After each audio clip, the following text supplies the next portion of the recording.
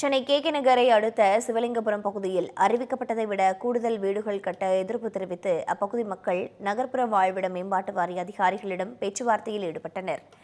சிவலிங்கபுரம் பகுதியில் தமிழ்நாடு நகர்ப்புற வாழ்விட மேம்பாட்டு வாரியத்தின் கீழ் கட்டப்பட்ட குடியிருப்புகளில் 488 குடும்பங்கள் சுமார் 50 ஆண்டுகளாக வசித்து வருகின்றனர்.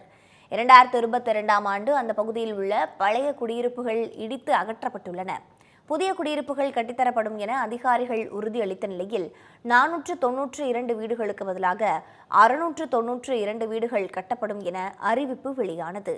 இதற்கு கடும் எதிர்ப்பு தெரிவித்து 100க்கும் மேற்பட்ட குடியிருப்பு வாசிகள் அப்பகுதியில் குவிந்தனர். இதுகுறித்து பேசிய அப்பகுதி மக்கள், காலமாக வசித்து வந்த மக்களை தவிர வெளி ஆட்களுக்கு வீடு கட்டி கொடுக்க கூடாது என தெரிவித்தனர்.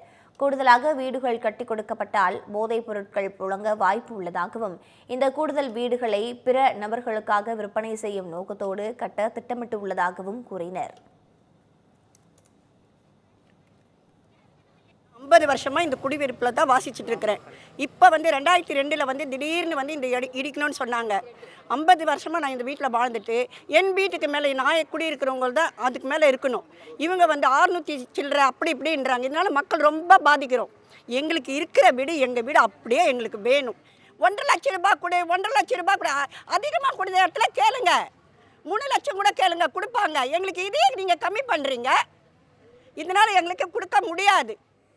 எவ்வளோ தான் ஏமாந்துட்டு இருக்குது? நாங்கள் எவ்வளோ காலத்துக்கு தான் எங்களை ஏமாற்றுவீங்க? குடிசை மாற்ற வாரினா அவ்வளோ இது உங்களுக்கு. அதனால் எங்களால் கொடுக்கவும் முடியாது. எங்களுக்கு இந்த வீடு தான் வேணும். இடிக்கிறதுக்கு நாங்கள் எதிர்ப்பே தெரிவிக்கலை. இடிச்சு தான் நீங்கள் கட்டி கொடுக்கணும். அப்படி கட்டி கொடுக்க முடிஞ்சா கட்டுங்க, உங்களால் முடியலன்னா விட்டுடுங்க. நாங்கள் அப்படியே எழுந்துக்கிறோம். இடிஞ்சாலும் அது விழுந்தாலும் நாங்கள் இங்கேயே செத்து போகிறோம். பிறந்தோம் வளர்ந்தோம் செத்தோம் அப்படின்னு இருக்கோம்.